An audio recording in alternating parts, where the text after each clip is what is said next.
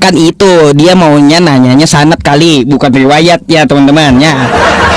Makanya susah sih kalau yang kagak paham dengan hadis ya. Jadi nih baca ya. Hadis ini diriwayatkan dari Anas bin Malik sejaman dengan Nabi ya.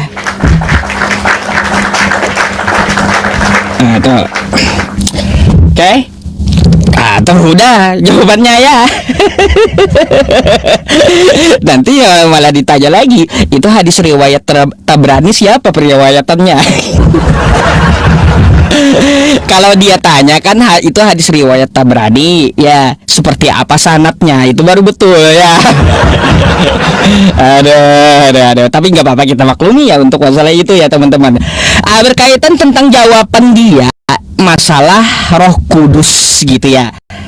Ini kawan kita ini saya rasa tadi dia tidak menyatakan dengan eksplisit teman-teman apa Tuhan atau bukan gitu. Tapi saya lihat dari cuplikan dia tadi bahwa Roh Kudus itu adalah Tuhan karena bagian dari Trinitas 3 dalam 1 gitu ya. Ini saya mau bertanya lagi, ini mana yang betul gitu ya kalau begitu? Nih, pertanyaannya tolong diperhatikan nih. Matius 1 ya nomor 18. Kita baca dulu ya. Kelahiran Yesus Kristus adalah seperti berikut. Pada waktu Maria ibunya bertunangan dengan Yusuf, ia mengandung dari Roh Kudus ya. Roh Kudus sebelum mereka hidup sebagai suami istri. Oke? Jadi ini ceritanya dari Tuhan kan kayak gitu ya. Nah, siapa itu Roh Kudus? Makanya saya tanyakan kan kayak gitu. Kalau di sini ya teman-teman semuanya, nih Lukas 1 ayat 26 kita baca. Dalam bulan yang ke-6 Allah menyuruh malaikat Gabriel. Jadi Roh Kudus itu malaikat atau Tuhan gitu ya. Makanya saya bingung. Saya tanyakan Roh Kudus itu apa? Kan gitu tadi. Apakah Tuhan atau malaikat gitu? Karena di sini disebutkan yang datang kepada Maria itu adalah malaikat, bukan Roh Kudus. Jadi gimana gitu penjelasannya? Itu yang bikin saya bingung. Ya saya harap ya kawan kita bisa menjelaskan gitu ya teman-teman. Ini yang bikin saya bingung serius loh. Ya tadi ya kita lihat nih ya. Waktu dia menjabarkan ya. Nih. Karena dari Roh Kudus kan gitu. Ia melahirkan anak laki-laki yang namanya Yesus. Dia mengandung dari Roh Kudus kan gitu. Oke. Nih ya. Malaikat. Yang datang kepada ya. Malaikat. Apakah Roh Kudus adalah malaikat ini atau Roh Kudus itu Tuhan? Yang mana sih? Bingung saya di sini teman-teman, serius bingung saya. Makanya saya minta penjelasan aja kayak gimana gitu. Apa itu Roh Kudus? Tadi katanya Tuhan, termasuk dari 3 Trinitas ya. 3 dalam 1. Tapi di sini dinyatakan Roh Kudus yang datang kepada Maria itu malaikat Gabriel. Sebenarnya malaikat atau Tuhan sih Roh Kudus itu? Tolong diperjelas, silakan. Itu ayat berapa tuh? Lebih tendensiusnya ke ayat berapa? Anda mau pakai Matius berapa? Matius berapa? Kalau yang perkataan Gabriel kepada ini. Perkataan Gabriel dengan Maria, Matius 1 kan itu? Iya. Matius 1 ayat berapa yang Anda tendensiusnya guys itu? Nih, sebentar ya.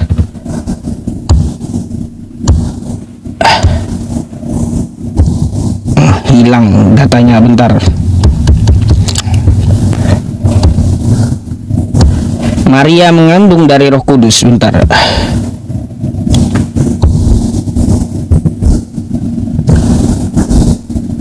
Nih, Matius 1 nomor 18. Nomor ayat pakai 18 ya. Jadi di sini kelahiran Yesus Kristus ini Ya, oke ya. Baik, Silakan. saya jawab dulu. Limit dulu Pak, supaya kita enak.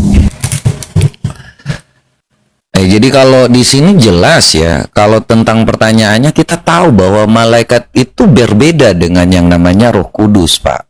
Ya, jadi kita nggak sama dengan Anda bahwa Roh Kudus itu dikatakan sebagai Gabriel. Tidak pernah ada dalam kekristenan itu Gabriel atau malaikat itu disebut Roh Kudus.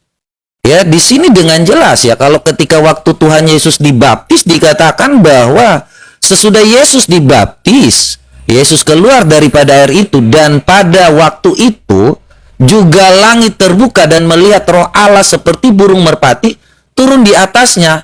Lalu terdengar suara dari surga mengatakan, inilah anak yang kukasihi, kepadanya aku berkenan. Jadi inilah ketiganya yang esa ketika waktu Tuhan Yesus dibaptis. Inilah keteritunggalan yang kami tahu. Dan Gabriel itu bukanlah, atau malaikat itu bukanlah roh.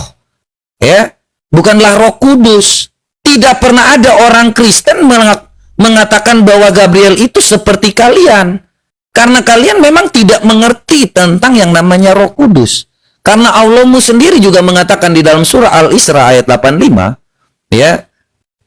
Kalau teman-teman tahu ya, makanya teman-teman muslim ini gak pernah diajarkan tentang roh. Dan mereka bertanya kepada Muhammad tentang ruh, katakanlah, itu tidak termasuk urusan Tuhanku. Sedangkan kamu diberi pengetahuan hanya sedikit. Jadi kalau tentang ruh, Anda memang tidak diberikan pengetahuan apa-apa. Karena di dalam keislaman tidak tahu apa itu ruh. Ya, bahkan ada dalil yang lain saya belum sebutkan ya. Saya belum tahu di mana ada yang dikatakan bahwa Roh Al-Quds itu adalah Jibril. Kami tidak memahaminya seperti itu. Kan permulaannya layang-layang. Ya, jadi semua orang tahu bahwa Roh Allah itu ada, firman dan roh. Sedangkan hanya di dalam keislaman saja yang tidak mengenal yang namanya roh, tidak pernah ajarkan. Jadi kalau teman-teman semua ini berbeda dengan kitab orang Kristen, kalau kita baca dalam Kedia 1 ayat 1 saja, mereka sudah bertentang yang namanya sejarah bangsa Israel. Mulanya alam akan langit dan bumi. Bumi itu gelap di roh Allah. Sedangkan Tuhannya Islam tidak tahu tentang roh, tidak bisa menjelaskan tentang roh. Makanya ini beda Allah. Tapi mereka terus ingin disamakan seperti tadi saya katakan bahwa yang dikatakan Muhammad ini mengikuti yang namanya, mereka ini mau sama dengan dasarnya sunat. Padahal tidak ada dalam sejarahnya Muhammad mengakui bahwa dirinya itu disunat. Kalau kita lihat apa yang ada dengan kapak, contohnya nih ya, Ibrahim ini dengan sebentar ya, supaya kita buka dalilnya. Terus tiba-tiba Muhammad ini tidak pernah memberi dalilnya disunat. Ada sejarah Muhammad ini disunat manusia, dan saya tidak pernah mendengar bahwa Muhammad itu disunat. Ya, keluar dari mulut Muhammad sendiri disunat. Ya, ini Ibrahim, Nabi Ibrahim, dia mengatakan bahwa Ibrahim itu disunat umur 80 tahun. Tetapi dia tidak pernah mengajarkan bahwa dia itu disunat. Ayat tentang dalil tentang cebok pakai 3 batu, ya, kencing harus pakai kaki, harus duduk, ya, itu diajarkan. Kemudian Anda masuk toilet dengan kaki kanan, kaki kiri atau apapun itu diajarkan, tetapi tidak eksplisit di dalam Al-Quran, ada dalam Al-Quran maupun secara hadis. Muhammad itu tidak pernah mengatakan dirinya disunat. Makanya saya bertanya kepada kalian semua umat-umat muslim, ya, di mana Muhammad itu menyatakan secara tegas, ini semua diajarkan, mau cebok pakai 3 batu, mau apapun ajarannya, itu jelas kata kalian, tetapi tidak pernah ada yang menyatakan seperti Muhammad yang mengatakan dirinya itu disunat. Tidak pernah ada. Ya, karena Aisyah pun sendiri, tadi Anda sempat singgung tentang istri-istri Nabi. Nih, Aisyah sendiri tidak pernah melihat, Ya, kemaluan Rasulullah. Ini Sunan Ibnu Majah 654 ya. Dan saya minta dalilnya tuh dengan sanad-sanadnya seperti ini. Bukan seperti yang di Tabarani, Ibnu Ishaq. Tolonglah kasih dalil yang memastikan tentang sanad dari turunannya siapa. Ya, itu aja saya masih tentang sunat. Ya, Imam Muhammad mengatakan diri sunat, silakan.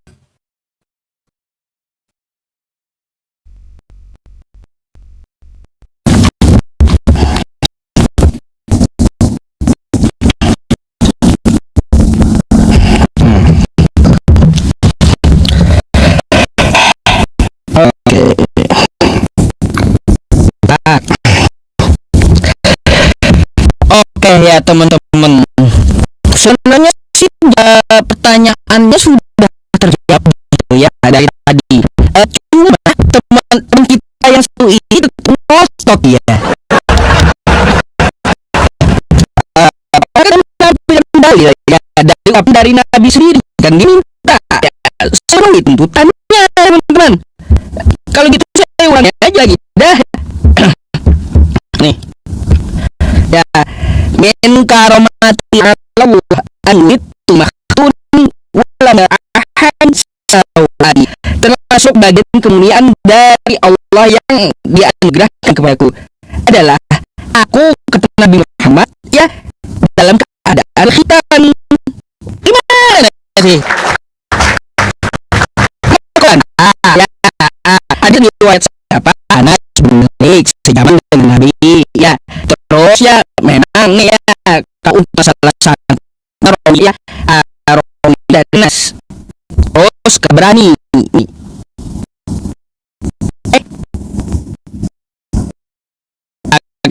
sudah gitu.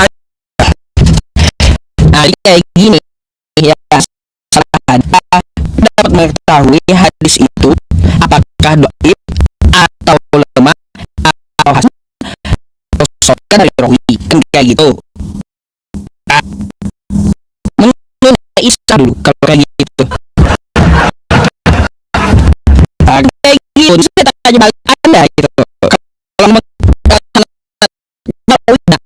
kayak itu sampaikan kepada saya hadis apa Anas bin Malik qala Rasulullah sallallahu alaihi wasallam, karena Anda ngerti.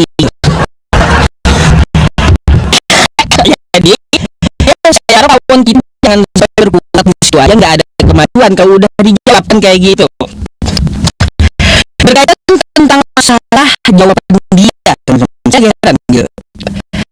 Baik, yang datang kepada Maria itu ada dua ya, Roh Kudus dan Gabriel gitu. Saya ada heran di situ. Tapi gimana ceritanya sih?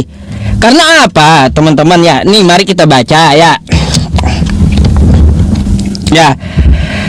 Mengandung dari Roh Kudus, Matius 1 sampai 18 ya. Bertunangan dengan Yusuf, ternyata ia mengandung dari Roh Kudus sebelum mereka hidup sebagai suami istri.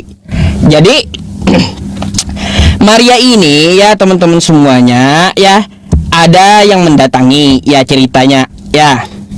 Ada yang mendatangi, dan siapa yang mendatangi itu dikatakan adalah Roh Kudus, kan kayak gitu ya, mengandung dari Roh Kudus. Tapi di Lukas ya teman-teman nih, Lukas 126 ini ya, di sini Allah menyuruh malaikat Gabriel pergi ke sebuah kota di Galilea ya bernama Nazaret. Terus kepada seorang perawan yang bertunangan dengan seorang bernama Yusuf, keluarga Daud. Nama perawan itu Maria. Kayak gimana sih? Iya. Jadi nah ini malaikat. Ketika malaikat itu masuk ke rumah Maria, ia berkata, jadi Roh Kudus itu siapa? Katanya beda. Lalu gimana ceritanya? Gimana ceritanya Roh Kudus beda dengan malaikat ini? Apakah yang datang kepada banyak? Gitu. Saya ada bingung situ. Saya nggak ngertinya. Terus satu pertanyaan juga, jika ya, bisa dapat diajarkan kepada seorang, banyak ya kontradiksi kita ini, entah juga atau salah tulis saya nggak ngerti. Dan tolong nih pertanyaan saya satu ya, perhatikan di sini. Itu dan ya atau sudah ya Ezra 2 nomor 5. Bani Arab 775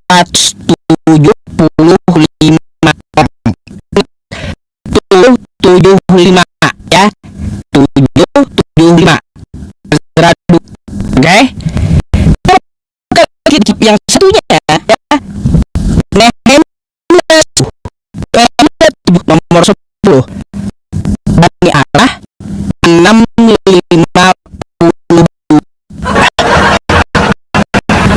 Ini mana yang betul sih ya? Bani Arab itu 652 atau 775 sih? Yang mana yang diajar gitu? Karena keduanya beda. Silakan.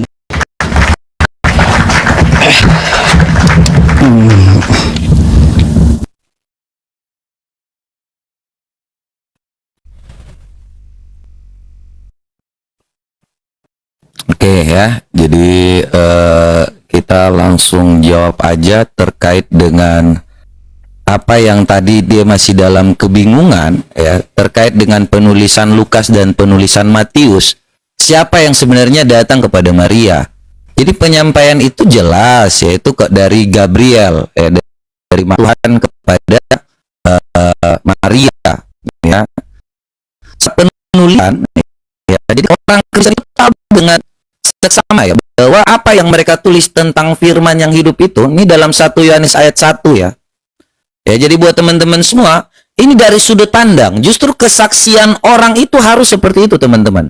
Ya, kalau kita mengenal dengan yang namanya kesaksian, mereka itu melihat dari sudut pandang mereka, menceritakan dari sudut pandang mereka. Ya, Anda melihat angka 69 dari sisi kanan, sisi kiri, sisi tentu akan yang namanya berbeda sudut pandang tetapi tidak kontradiksi. Ya, itu cara berpikir orang Kristen. Makanya tidak pernah ada dalam sejarah kekristenan satu kitab dengan kitab yang lain itu bertentangan. Apa yang ini ya, 1 Yohanes ayat 1, apa yang telah sejak semula yang telah kami dengar, yang telah kami lihat dengan mata kami, yang telah kami saksikan dengan yang telah kami saksikan dan yang telah kami raba dengan tangan kami tentang firman yang hidup, itulah yang kami tuliskan. Jadi kalau mereka menyelidiki seperti apapun, mereka melihat seperti apapun, itulah yang mereka tuliskan. Jadi satu sudut pandang dari sebelah kanan, satu sudut pandang dari sebelah kiri, satu dari timur, satu dari barat, itulah yang disaksikan. Ya, makanya dari situ diambil kesimpulan kemudian dituliskan. Apakah itu bertentangan dengan fakta sejarah? Tidak pernah ada seperti yang Anda tuliskan dari yang tadi kitab Esra. Ya, saya tidak tendensius tentang menghitung sekarang. Ya, karena kalau kita ngomong hanya tentang berhitung, tentang Bani Arak ini, ya nanti kita terlalu tendensius tentang yang namanya manuskrip-manuskrip, ya, atau kitab yang ada dalam kitab Esra dengan kitab Nehemia itu. Ya, jadi itu nanti kita bisa lebih dalam ke arah situ. Tetapi yang kita fokuskan tentang apa yang diajarkan oleh Muhammad dan yang namanya ajaran Islam dan Kristen. Makanya saya jelas-jelas di sini masih ketika waktu Anda mengatakan bahwa tentang yang namanya kita nih tahu ya, gak ada hadis yang seperti itu. Masa hadis itu langsung loncat? Ini contoh lah ya. Dalam Sunan Abu Daud 35, ini contoh teman-teman. Ya, dari ini periwayatannya itu adalah Abu Daud, ya kan? Nah, kita nih orang udah zaman internet, sanad-sanadnya ini harus jelas. Tabarani tiba-tiba dari siapa ke siapa langsung ke Tabarani saja. Itu namanya palsu. Itu namanya buatan manusia. Anda kalau belajar, Anda ini ustadz, tapi Anda berbohong kepada diri Anda sendiri. Tentang loncat-loncat dari siapa yang menceritakan, telah menceritakan dari kami kepada Ibnu Asyik, telah menceritakan kepada kami dari Yahya. Jadi, saya ini tahu tentang pengetahuan tentang bagaimana sanad-sanadnya dan kita bisa melihat dari sini. Makanya tidak pernah ada ini kita bisa tahu ya sanad-sanadnya, turunan-turunannya ini kepada siapa. Jadi jangan berdusta kalau Muhammad itu dikatakan Dia yang mengatakan, omong kosong Muhammad pernah mengakuinya. Itu tidak benar, teman-teman. Tiba-tiba langsung turun ke Tabarani ini, dalilnya itu palsu. Tidak ada dari Ibnu Ishaq langsung turun kepada dia. Tidak ada, itu dari siapa, hidup dengan siapa, tidak pernah diketahui. Ya, jadi kalau Anda juga jangan berdusta lah kepada teman-teman semua. Masa Anda memakai dalil langsung loncat dari yang namanya Abu Daud, dari Abdullah bin Mas'ud langsung kepada Abu Daud? Ya, itu ceritanya dari mana? Makanya kalau memang tidak ada, sudahlah. Kita tidak akan melanjutkan pertanyaan itu ya, terkait karena mereka sudah tidak tahu lagi, Muhammad ini tidak pernah mengatakannya. Karena hanya menyampaikan satu dalil saja. Nah, yang menjadi pertanyaan saya selanjutnya, ini satu pertanyaan barulah. Ya, karena Anda tidak bisa menjawab dengan yang namanya ajaran sunat itu, Muhammad tidak pernah mengajarkan. Saya ingin tahu ya, apakah di dalam Islam itu termasuk ajaran jin juga diajarkan ya? Jadi bukan hanya Allahmu ya tentang hukum-hukumnya. Karena ini ya, kalau kita melihat dalam Sunan Abu Daud 35 ini, ya, bangsa jin telah datang utusan kepada bangsa jin, ya, wahai Muhammad, laranglah umatmu bersetinja dengan tulang kotoran, ya, tulang apalagi nih, kotoran binatang, arang, ya, karena itu rezeki bagi mereka. Pertanyaan saya mudah ya, apakah di dalam keislaman itu termasuk ada larangan dari bangsa jin atau bangsa-bangsa lain selain Allah? Ya, silakan, itu aja. Ya, ini tentang ajaran fokusnya ya, teman-teman semua.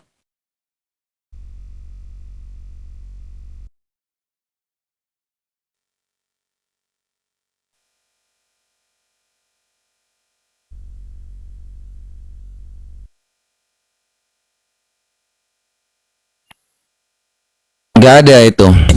Oke ya teman-teman semuanya, daripada kawan kita ngotot ya, kita udah tunjukkan dalilnya yang jelas kan ya. Dalil Nabi Muhammad bersunat dari mulut beliau sendiri ada gitu ya teman-teman, dan periwayatnya dari Anas bin Malik sejaman dengan Nabi, kan kayak gitu ya. Kalau kita melihat di sini ya teman-teman ya, ada di dalam kitab As-Shaghir gitu ya, dan Al-Awsat diriwayatkan oleh Tabrani.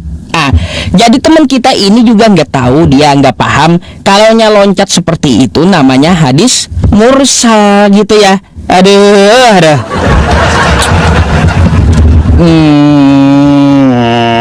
Kayak gimana?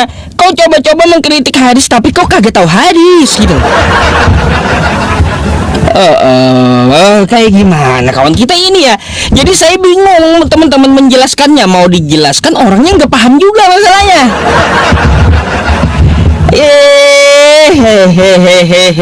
Ya teman-teman semuanya. Jadi ya dapat kita lihat ya, ulama pun banyak juga ya mengutip hadis tersebut. Tuh ya, Qayyim rahimahumullah dalam kitab Jadul Al-Ma'ad juz 1 halaman 18 dan kitab Fatwa Lajnah Daimah ya, banyak gitu ya. Dah pusing saya kalau sudah ke kitab para ulama ya, dikajinya ya. Saya malas banget dengan Kristen karena mereka nggak bisa baca kitab teman-teman. Kan kayak gitu, daripada kan ya dia memikirkan tentang masalah hadis tersebut loncat. Coba kitab kau itu dari tangan kau itu dari mana gitu, perawinya siapa, kayak gini aja dah ya. Tuh ya, Paulus ada meriwayatkan beberapa tulisan ya, tersambung gak ke Yesus?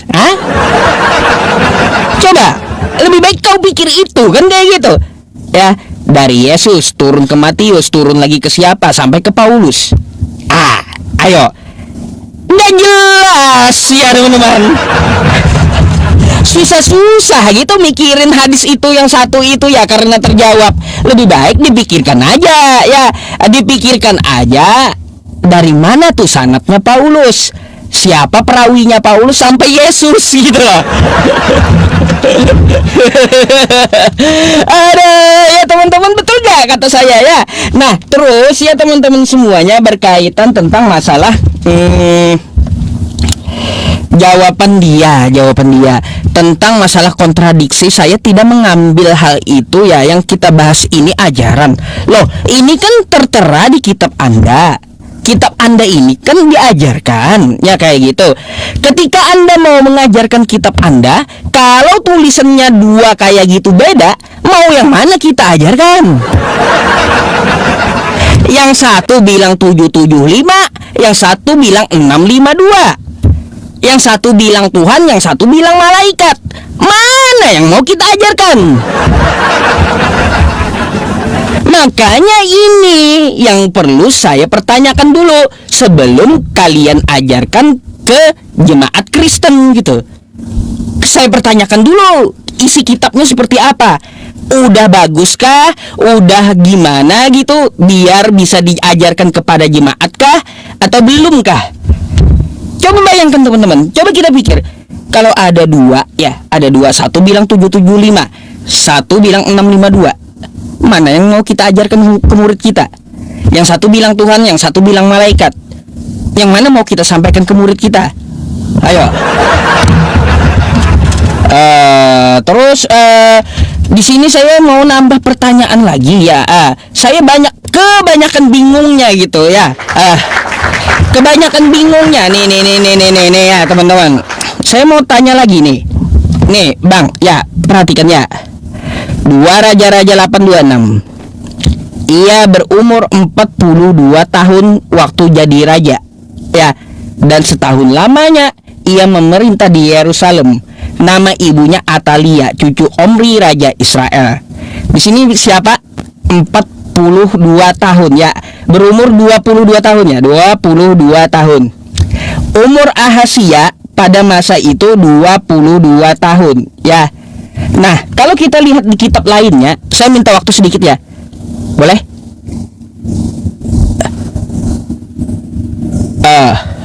Nah, jadi kalau kita lihat kitab yang lainnya ya. Nih. 2 Tawarik 22 nomor 22. Ahasia umurnya 42 tahun. Ini mau yang mana kita sampaikan ke jemaat kita? Apakah yang Ahasia umur 42 atau Ahasia yang umur 22 gitu lah. Kalau saya sebagai guru bingung, saya mau menyampaikan yang mana kepada murid saya. Apakah yang 22 tahun atau yang 42 tahun? Nah gitu, silakan dijawab.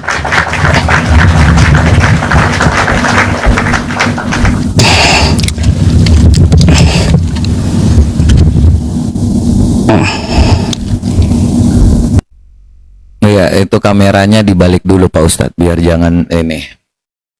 Ya, saya ini tentang ajaran tapi loncatnya kepada kritik teks ya. Ada Alkitab. Jadi apakah saya harus menjawab secara esensinya ya, karena ini kita lagi ngomong tentang pengajaran. Anda diajarkan untuk sunat.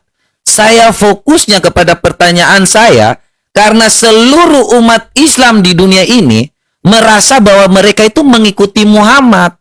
Makanya saya terus mengatakan, apakah Muhammad pernah mengatakan itu? Anda tadi mengajarkan bahwa Anda ini, makanya jangan coba-coba untuk menipu saya. Ya, saya ini cukup jelas untuk menerangkan dalam yang namanya sanad. Kalau teman-teman lihat ya di sini ya. Tadi dia mengatakan mursal. Mursal itu gugurnya sanad, teman-teman. Artinya dia sudah tahu bahwa itu tidak dipakai. Ya, ini contohnya teman-teman. Ini kita belajar hadis ketika waktu tanpa langsung kepada sahabat, ya, tapi langsung loncat kepada tabiin, itu langsung sanadnya itu sudah hilang, gugur. Makanya tidak pernah ada dalam sejarah bangsa, sejarah Muhammad itu mengatakan bahwa dia itu disunat. Tidak pernah ada. Makanya tadi dia harus mengakui bahwa ulama-ulama yang mengarang-arangnya ini ada mursal, ada mu'dal, ada munqadi, ada mu'allaq. Ini gugurnya sanad. Jadi tidak dapat dipakai hadis-hadis seperti itu. Loh, ini apakah saya mau berbohong? Saya Kristen loh, dan saya mengatakan apa adanya. Tidak pernah ada Muhammad itu mengatakan dirinya sunat. Makanya tadi ku bilang bahwa Aisyah itu, ya, Aisyah sendiri pun tidak pernah melihat kemaluan dari Nabi, nih ya kan? Kalau dia pernah melihat bahwa Muhammad itu disunat, setidaknya disampaikan di sini nih ya. Tapi Aisyah pun sendiri tidak pernah melihat kemaluan Muhammad. Ya, ini Ibnu Majah 654. Aku tidak pernah melihat kemaluan Rasulullah SAW sama sekali. Jadi ini saya lagi bingung. Apakah Muhammad ini disunat dari dalam perut terus hilang semuanya? Kalian ini sebenarnya arahnya mau kemana kita ini sunat ini? Ya, ini Muhammad ini tidak pernah dilihat. Masa seorang istri nggak pernah melihat kemaluannya? Kemaluan Muhammad ini. Karena ini dasarnya, kalau kita lihat ini sanadnya lebih jelas ya. Secara periwayatannya dari Ibnu Majah, kemudian turun kepada dari ini ya. Dari Aisyah turun kepada mantan budak Aisyah, Abdullah. Kemudian turun dari Sufyan, dari Waqi, dari Abu Bakar. Ini sanadnya jelas. Ya. Jadi tolong jangan menipu umat, guys. Ya. Apa yang kalian sampaikan itu minimal kalau memang itu perkataan ulama, jangan dikatakan itu adalah perkataan Muhammad. Ya. Kami orang Kristen belajar halal seperti ini mudah. Ya, terkait dengan apa yang tadi Anda tanyakan di Raja-Raja, itu tidak ada esensi dengan tema kita tentang pengajaran. Itu yang saya heran. Ya. Sedangkan Anda tidak menjawab sedikit pun ya tentang yang namanya Muhammad mengatakan bahwa dia disunat. Tidak ada satu periwayatan, tidak ada satu sanad pun yang terus menceritakan. Kalian ini sebenarnya ngikutnya dari mana? Apakah karena kalian berharap supaya yang namanya bisa sama dengan Yahudi sehingga harus dikatakan, oh kami disunat, Kristen tidak disunat. Hanya kalian yang mau mengatakan seperti itu.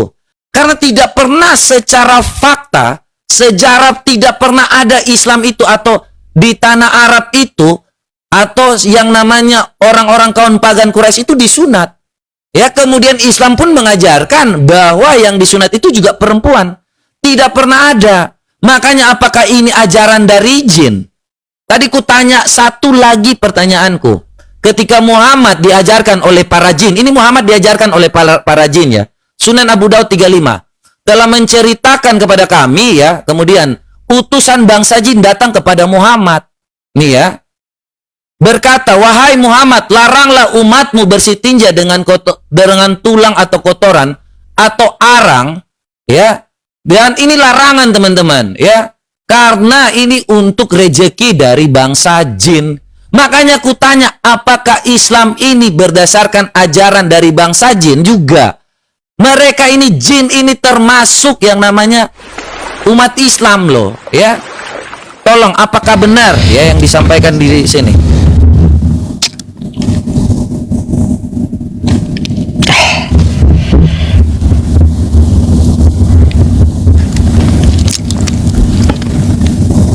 Sabar.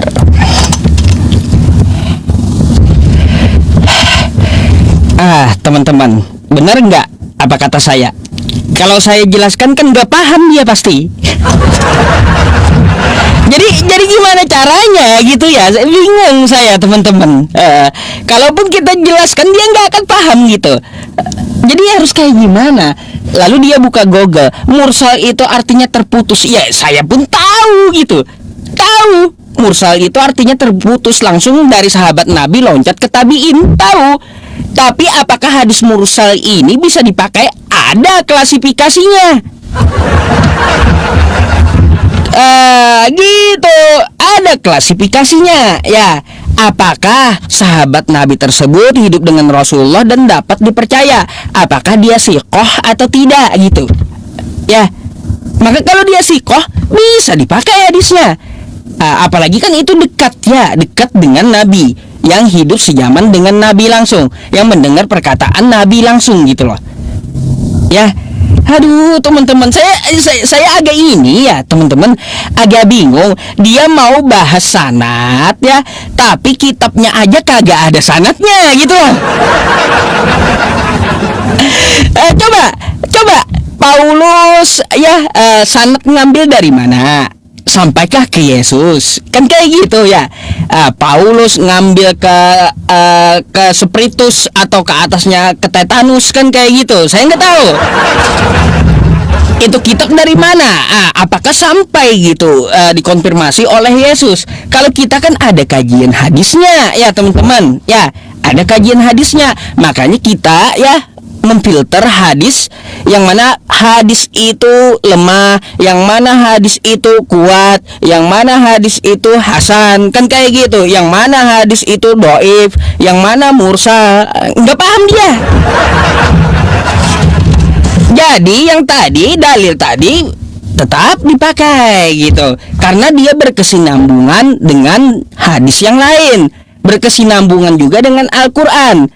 Ya, hadis yang lain apa? Kau sendiri yang bawa hadisnya, bahwa Nabi Ibrahim itu berkhitan di umur 80 tahun. Terus ada juga perintah untuk mengikuti milah Abraham. Maka dari itu ya, hadis tadi saya sampaikan kepada Anda, itu omongan dari Nabi Muhammad, diriwayatkan oleh sahabatnya Anas bin Malik, mursal ke At-Tabrani. Apakah Anas bin Malik siqah, dapat dipercaya? Dapat. Kayak gimana sih? Mungkin dia perkataan saya aja nggak ngerti nanti ya teman-teman. Tiba-tiba ngotot pula ditunjukin dia ya. Itulah masalahnya teman-teman, saya agak sakit kepala masalahnya menjelaskan dengan kawan-kawan Kristen ini, karena mereka nggak ngerti gitu.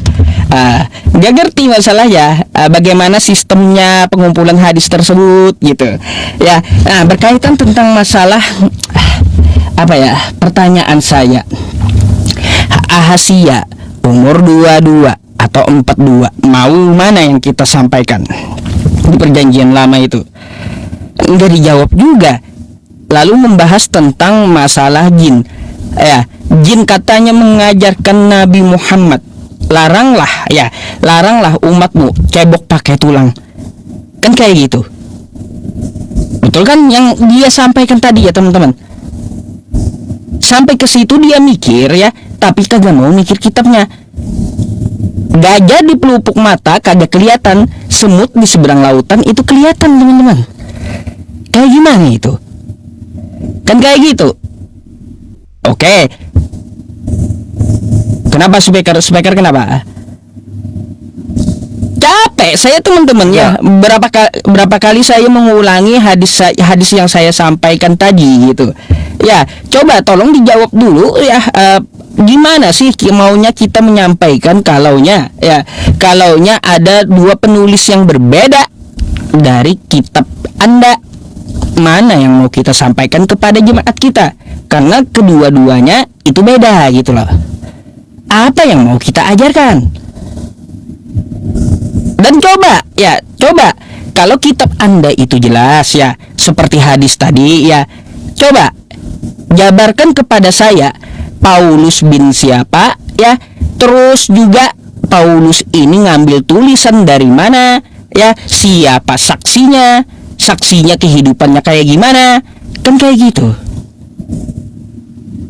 Gitulah. Coba tolong dijawab dulu, mana yang perlu kita sampaikan, apakah 42 atau 22, karena berbeda gitu.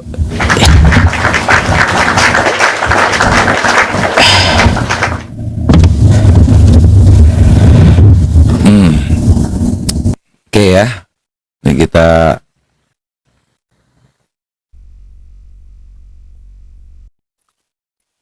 ya, jadi kalau hal-hal seperti itu tadi saya sudah sampaikan ya, tentang kekristenan itu kami percaya bahwa tulisan para rasul itu sudah disampaikan juga dalam 1 Yohanes 1 ayat 1 ya. Jadi ini jelas ya, apa yang telah sejak semula kami dengar dengan mata kami, yang telah kami dengar, yang telah kami lihat dengan mata kami, yang telah kami saksikan, dan yang telah kami raba dengan tangan kami tentang firman yang hidup, itulah yang kami tuliskan kepadamu. Jadi pahami ya, ini mereka melihat, mendengar, ya, mereka alami secara langsung, ya, kemudian mereka menyelidiki dari rasul-rasul yang lain. Ini juga ada yang menyelidiki, kemudian langsung dituliskan. Jadi bukan langsung ngomong-ngomong terus telah menceritakan dari Yesus. Tidak seperti itu. Kami polanya tertulis. Ya, makanya kalau tadi Anda berbohong tentang yang namanya jangan berdusta lah, ya. Kita di sini untuk mengatakan kebenaran itu kita harus jujur dulu, ya. Janganlah sampai yang membuat ilmu hadis ini hilang dari yang namanya pengajaran. Ini orang-orang semua menonton kita loh, Pak Ustadz. Ya, dipikir kita ini orang yang nggak ngerti ketika Anda mengatakan bahwa ilmu hadis ini ada klasifikasinya. Ini dijelas-jelas gugurnya sanad, klasifikasinya Anda mau memakai dalil seperti ini. Ini sudah gugur ketika Anda mengatakan mursal, itu langsung loncat dan nggak bisa langsung dipakai. Ya, tidak ada lagi hal-hal seperti itu. Mursal ialah periwayatan seorang yang langsung ya disampaikan dari Nabi Shallallahu Alaihi Wasallam tanpa menyebutkan. Artinya itu pendapat-pendapat dan dugaan-dugaan saja. Ya, terkait dengan yang Anda sampaikan terkait dengan Esther, Nehemia, raja-raja. Itu esensinya tidak ada dalam pengajaran. Seandainya berubah pun, ya, tentang hal itu tidak akan mengurangi esensi pengajaran Kristen yang namanya kasih Roh Kudus, Bapa, Putra, dan Roh Kudus itu. Tidak mengurangi esensi dari apa yang Kristen ajarkan tentang kasih, ya. Jadi kita di sini bukan tentang yang namanya critical text, ya. Tetapi kalau tentang sunat, Anda tidak bisa membuktikan sama sekali di sini bahwa Muhammad itu disunat atau tidak. Itu hanya tentang pendapat para ulama. Dan Anda pun tidak bisa menyatakan bahwa semua yang diajarkan, saya sudah menyinggung tadi ya, terkait dengan apa yang saya sampaikan tadi.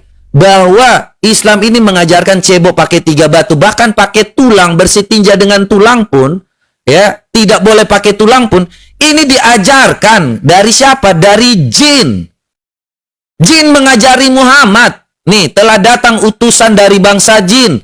Rasulullah SAW seraya berkata mereka kepada Muhammad, ya, wahai Muhammad, laranglah umatmu bersih tinja, ya, dengan kotoran binatang atau arang, karena sesungguhnya ya Allah Ta'ala telah menjadikan rejeki kepada kami.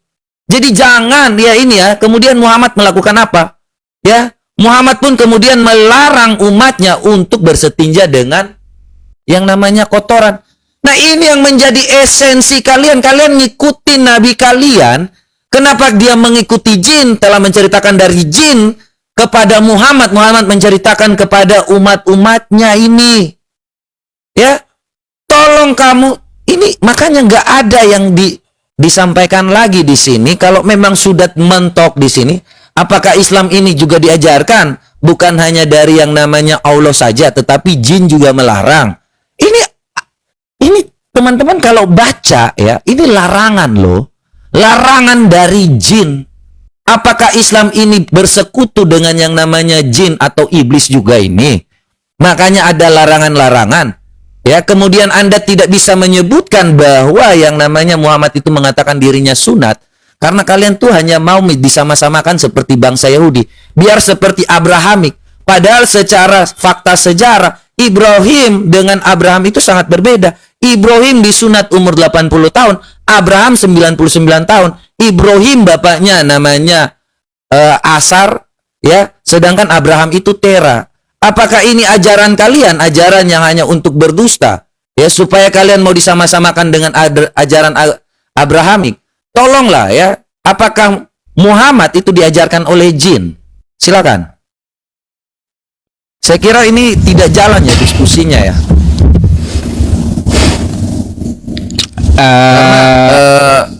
Gimana? Jujur Pak Ustadz. Jadi ya orang lah menilai, bukan ente yang nilai. Gimana sih? Ya, biar orang menilai, kita kan hanya perang data gitu. Silakan mereka berpikir gitu, mempelajari. Baik.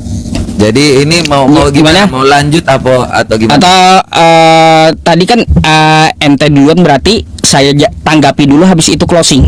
Langsung. Oke. Ya, oke, silakan. Oke. Iya, teman-teman semuanya ya. tentang masalah sanad ya, katanya dia ngambil dari kesaksian-kesaksian, penyelidikan, info-info ya. Ya itulah namanya, tolong disebutkan dari siapa dan siapa kan gitu. Karena kan Anda juga meminta tadi, katanya itu mursal, putus katanya kan, ya putus ya, dari sahabat Nabi langsung ke tabiin mursal katanya, kayak gitu kan. Anda minta sebutkan nama siapa sih periwayatnya. Coba Anda sebutkan nama siapa sih periwayatnya dari Paulus sampai Yesus, kan gitu. Bukan berarti harus ya melihat dan menyelidiki ya, mengambil kesaksian. Cuma seperti itu jawabannya, tapi namanya nggak tahu. Mau kayak gimana teman-teman? Jangan standar ganda gitu lah. Ya, jangan standar ganda gitu. Untuk masalah, coba pandang kitab Anda ya kayak gimana. Iya ya, kitab saya ini dari mana kok kagak jelas kayak gini ya. Tiba-tiba Paulus nulis, apakah udah disetujui Yesus atau belum kan gitu. Teman-teman semuanya, makanya saya agak heran ya malam ini tentang diskusi kita memang membahas ajaran gitu ya, membahas ajaran ya. Gimana kita mau mengajarkan teman-teman ya, kalau penulis yang satu dan penulis yang satu itu beda-beda tulisannya kayak gimana. Yang mana mau kita ajarkan? Apakah mengajarkan yang A atau mengajarkan yang B? Susah. Gitu ya, karena beda gitu loh teman-teman ya. Berkaitan tentang hal yang fundamental sebenarnya masih banyak tuh, ada 3 pertanyaan lagi tuh saya siapkan buat dia, tapi nggak apa-apa, nanti akan saya tanyakan kepada Kristen yang lainnya saja gitu ya teman-teman semuanya. Jadi saya hanya menanggapi tentang jawaban dia. Nah, untuk masalah jin ya, masalah jin kata Anda, Nabi Muhammad diajarkan oleh jin. Oh tidak ya. Nabi Muhammad itu di dalam Quran surah An-Najm gitu ya, dia bukan diajarkan oleh jin, tapi dia mendapatkan wahyu dari Tuhan ya. Nah, kalaupun ada jin datang, hai Nabi Muhammad ya, jangan kamu makan jangan cebok pakai tulang ya. Apa alasannya? Kan ada kayak gitu. Bukan berarti ya itu ajaran dari jin. Itu jin lagi negur Nabi Muhammad ya. Kayak gimana tuh? Bukan ngajarin. Makanya ya, di dalam agama Islam ada beberapa contoh nih ya, kayak teman-teman ya. Permisalan aja ya. Nih, ini kan hadisnya panjang ya. Nah, tentang masalah jin, kenapa nih beliau bersabda tulang dan kotoran termasuk makanan jin, kan kayak gitu. Nah, makanya jangan kau ambil makanan orang lain, jangan dipakai buat cebok gitu ya. Gelas kau minum setiap hari, kan minum pakai gelas, lalu tiba-tiba gelas pribadimu ya dipakai orang buat cebok, kayak gimana? Itu dia protes gitu maksudnya. Aduh.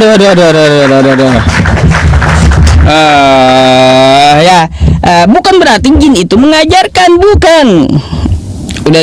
Sudah jelas ya teman-teman. Saya sampai menganalogikan, kalau Anda punya sendok ya, atau yang tepat aja lah analoginya kayak gitu ya. Kayak gimana, gelas gitu yang Anda pakai ya buat minum, habis itu dipakai orang pula buat cebok, mau nggak kamu gitu? Kan kayak gitu dalilnya ada jelas ya tuh. Udah, makanya Nabi Muhammad itu ya bukan cuma di alam manusia ya, di alam manapun dia mengetahui, karena dia mendapat firman dari Allah Subhanahu wa taala yang Maha Pencipta langit dan bumi dan seluruh alam gitu. Nah gitu teman-teman maksudnya ya, tentang masalah. Bukan berarti Nabi Muhammad diajarin jin, wah kacau. Di situ nggak ada Nabi Muhammad diajari jin. Ya, Nabi Muhammad itu in huwa illa wahyu yuha. Nabi Muhammad itu menyampaikan wahyu. Ya, terima kasih. Saya closing ya teman-teman semuanya.